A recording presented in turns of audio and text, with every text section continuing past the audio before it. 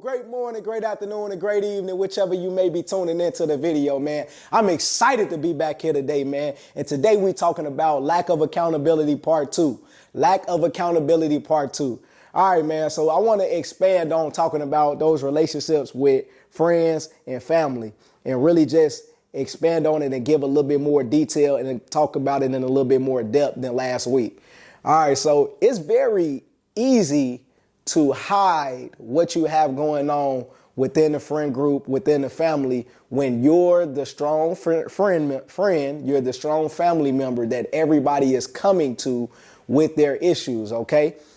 For example, I know a lot of people probably didn't been through this before. Have you ever picked up the phone and tried to call somebody and tell them something that you have going on, and as soon as you get on the phone, they start to talk about what they have going on, and you don't even get to dive into or talk about what you wanted to talk about at all throughout that conversation? Anybody? Hey, now I know I didn't definitely been on both sides of the spectrum, for sure. I could definitely say that. But when you're the friend that's calling to talk to somebody about something and you don't even get to speak on the very issue that you want to talk about because you spent the entire conversation talking about what they wanted to talk about. And it's like that with all of your friends in the group because you're the one that everybody leans on. You're the one that everybody comes to because you're the solution expert within your group. You're the solution expert in the group. So everybody coming to you with their problems and they coming to you and they're looking for a solution. It's very easy to hide what you have going on, and it doesn't have to be intentionally that you're hiding. It's just that within that friend group or within that family, you're the person that's they're coming to with their problems, so you don't ever really get to discuss your problems. That's why it's very important to make sure that you have a set of friends that you can talk to about your problems and that there's an equal exchange. Yes, there will be some friendships and some relationships where you are giving more than you receiving.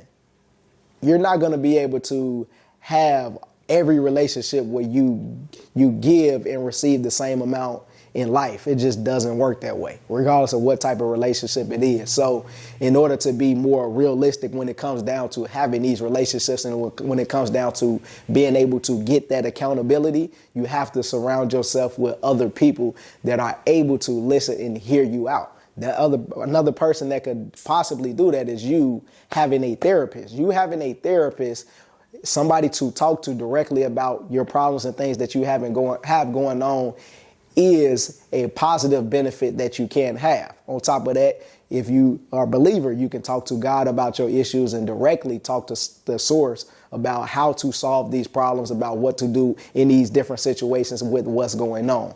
Number 3, you can find another friend or another family member that actually has enough capacity to be able to take on and listen to your problems as much as they give you their problems. Okay. So in terms of accountability, just surrounding yourself with a different group in a different community to be able to handle those different things that you got going on and not always being the strong friend or the strong family member in the group when it comes down to that accountability. All right. So in terms of lack of accountability, that is one way that it can happen. In terms of the friend group, there's also the account of you can have friends, you can have family members, and you can have others who don't necessarily want to, what's the best way to say this? Hold up the mirror to you because they feel like if they hold up the mirror to you or if they hold you accountable to what you're doing, they'll lose the benefit of having you around because you may walk away from them if they hold you accountable.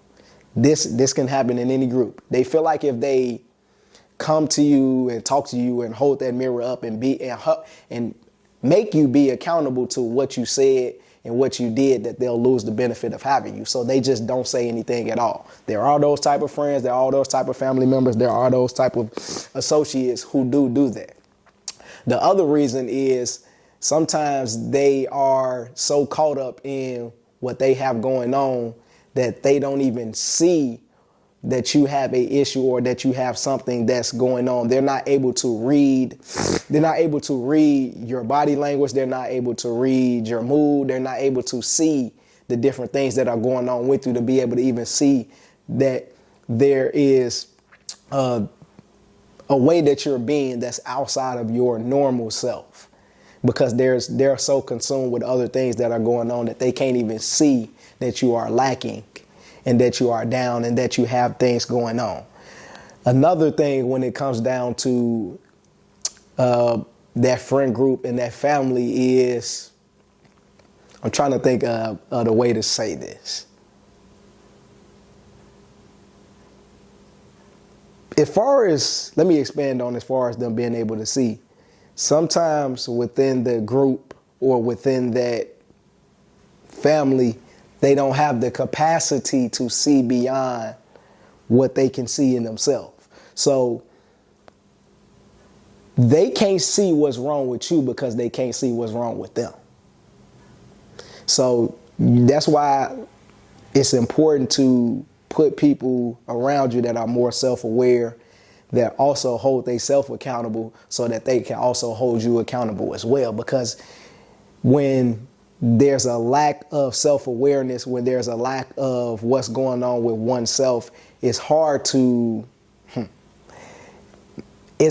see outside when you can't see inside. It's hard to see outside of you when you can't see inside of you.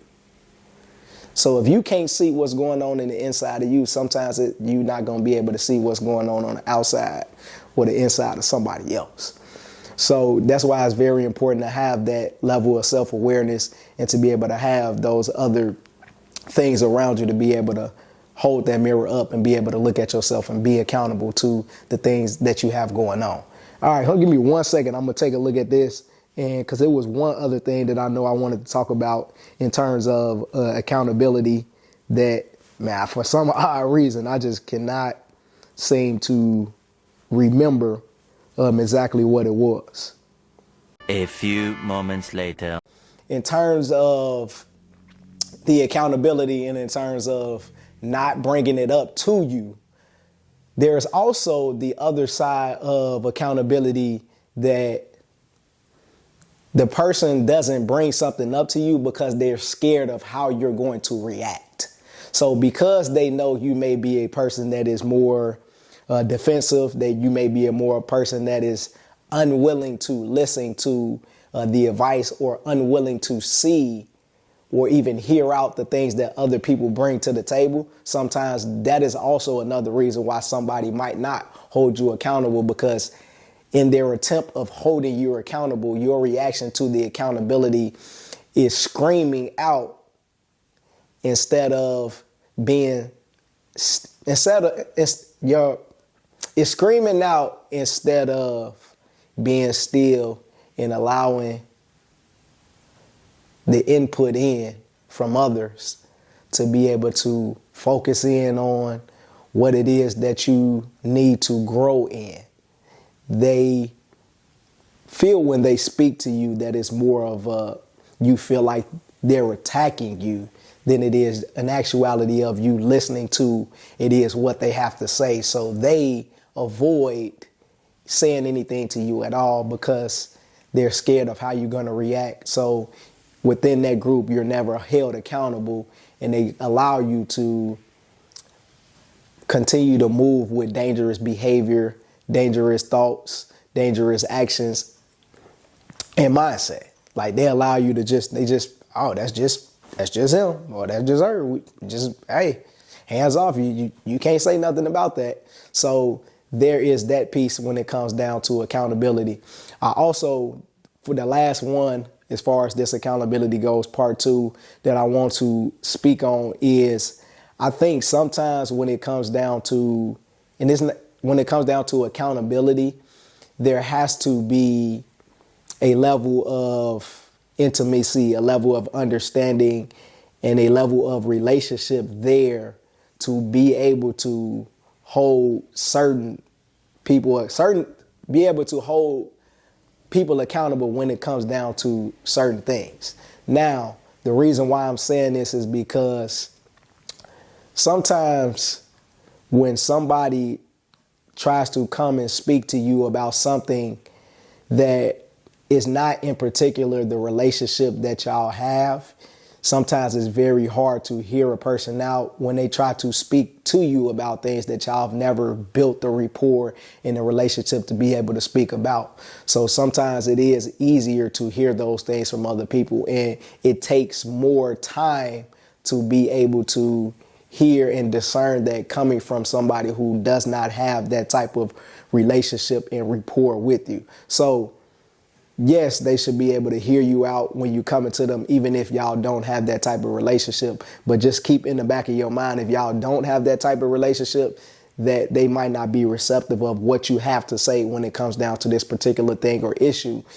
And then if they don't, just give them grace and allow them to build up the strength and allow them to improve that muscle of being able to hear you out and being able to build that relationship, so y'all can have that relationship and have that type of rapport where you can hold them accountable to things that y'all have never had a relationship with in terms of the thing that you want to hold them accountable to.